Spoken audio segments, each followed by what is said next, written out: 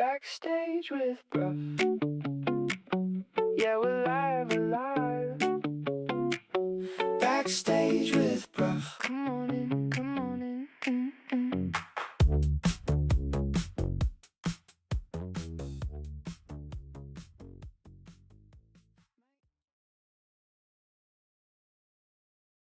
Today, we are joined by another senior that is graduating very, very soon.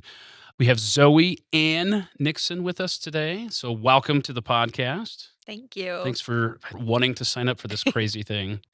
When did you start theater? I joined the program in 8th grade, but Okay. I've been doing shows with my church and stuff since I was itty bitty. What drew you to theater? There was a YouTuber who I really liked when I was younger who did theater, and it sparked my interest. So, what about that YouTuber sparked you to say, I want to get on stage in front of lights and lots of people that I can't see because the lights are blinding me, and I want to be a part of a cast that puts on a show? I don't think I quite knew what I was getting into when I joined theater, the lights and the audience and everything. I think it was more I just really admired them and they did theater, so I was like, "I wanna do that." So were you super nervous the first time you got on stage? I was, yeah. Do you have any stage fright now? Not nearly as bad as I did in 8th grade. Has there ever been a moment where you thought, theater is not just something that I do, it's something I'm passionate about? Absolutely, yeah. I love theater and everything we do. It's not something I wanna pursue in the future, but I've really enjoyed the time I've had. So why not pursuing it in the future? I enjoy it, but it takes a lot of energy, it's very tiring, and it's just not the field I plan on going into. Has there ever been a moment where you felt that, you know what, theater is a lot of work, it's a lot of hours, I just don't know that I want to do this? And what kept you from quitting? I actually almost didn't come back for senior year. I was offered a good position over where I was working, and I had to pick between coming back and taking the job. Ultimately, I decided that I didn't wanna lose out on the memories and the experience of doing it my senior year. Yeah. What has been your favorite role you've had? For a long time, it was Officer O'Hara in Arsenic and Old Lace, which was the first show I did in Top, and I really loved that role, it was a lot of fun. But recently, it's become a tie between Aunt March in Little Women and Officer O'Hara. I want to talk a little bit about Aunt March because Mhm, I saw both casts. You were Aunt March in both casts. You did a mhm. great job. What is it about that role that makes you enjoy it and love it so much? It was the role I wanted, so in my head, yes, I got the role I wanted, I'm so pumped, I'm so excited, and it was outside of my usual acting area. I love doing comedy and comedic roles, and it was not necessarily a comedic role, there were some funny elements. So it was a tie between the comedic role and a more serious role that I don't usually play. So you said you like more comedic roles, Mhm. which I would definitely for myself gravitate towards. So how do you approach a more serious role like Aunt March? I don't really know. I think it was more I just read a lot about the character, and I tried to get into that mindset, and at the end of the day, I it was a serious role, but it wasn't that serious. It was Aunt March still, like, loved her family, and I think I tried to play it more with a comedic element. Yeah. Yeah, because I mean, I know she comes across as a very crass old woman, but at the end of the day, like you said, I think she wants the best for her family, and I think that's kind of what every rich aunt would want. So one thing I always find interesting is, especially with Aunt March, so take me through the process of how do you go about memorizing your lines, whether it's lines, music for the musical, choreography for the musical. Like take me through your process.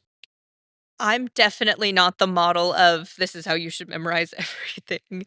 When it comes to lines, I tend to get on it very last minute and just go over them again and again and again, and my sister, not Serenity, helped me read them. She would read the opposite while I read them, and I'd just do them over and over and over again until I've got it. Choreography, don't tell Miss Shelton this. I don't practice it a lot outside of rehearsal. Well, hopefully she doesn't listen. Mhm. Sorry, Grace. What is something you have struggled with, but now you feel like you've kinda overcome?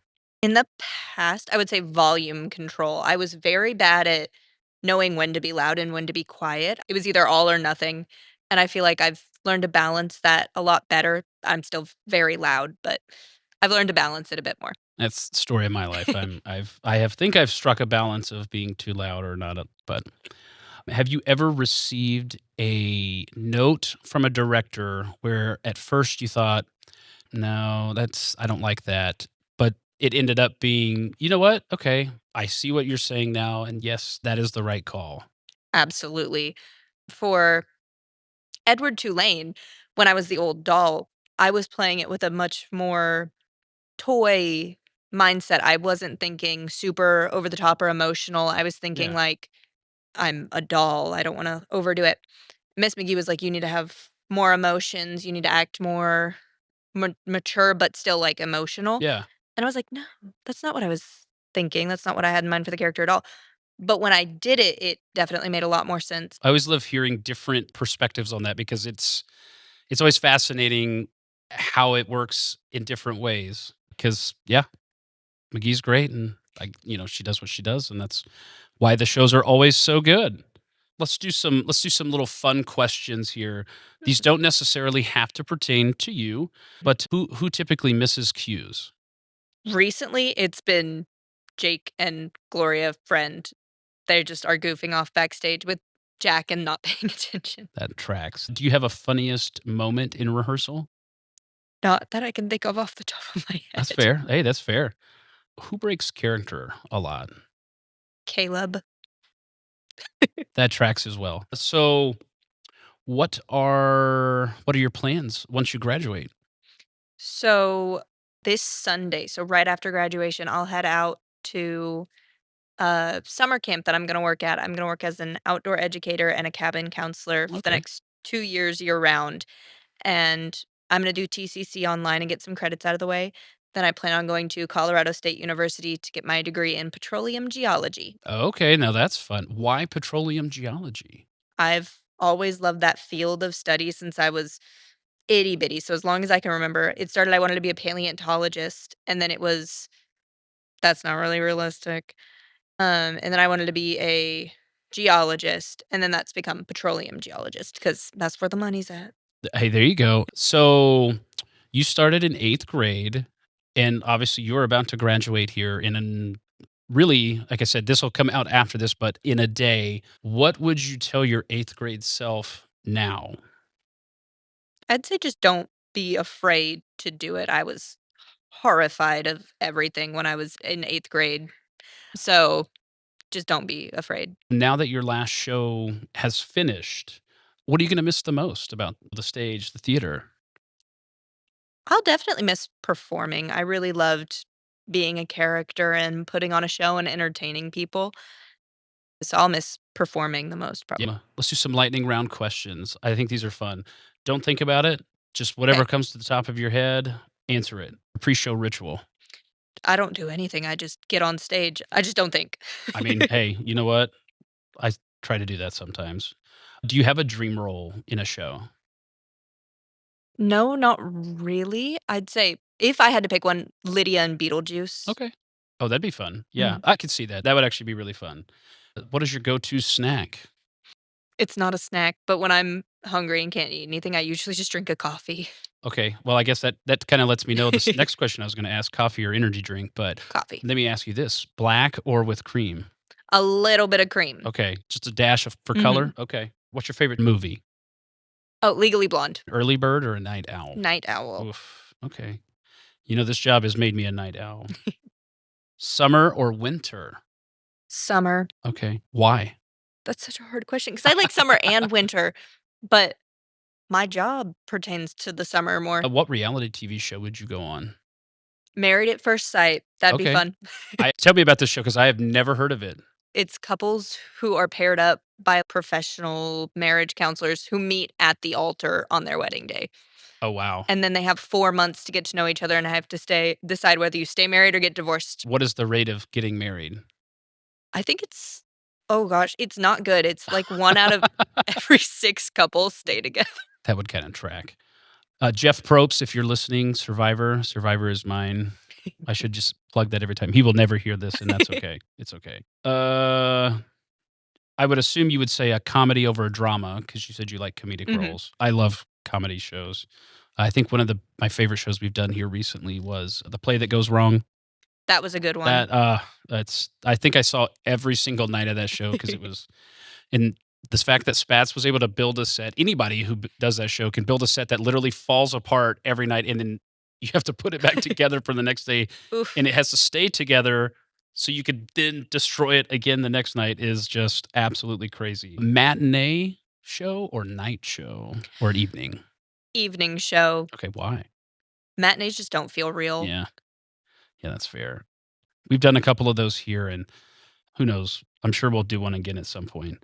Oh, yeah. Do you like a big cast or a little cast? I prefer a little cast. A big cast can get overwhelming. Yeah, musicals can get a little bit crazy. When you got to fit 100 and something kids on this stage after you put sets and stuff, and it is crazy. Do you have any crazy rehearsal fails?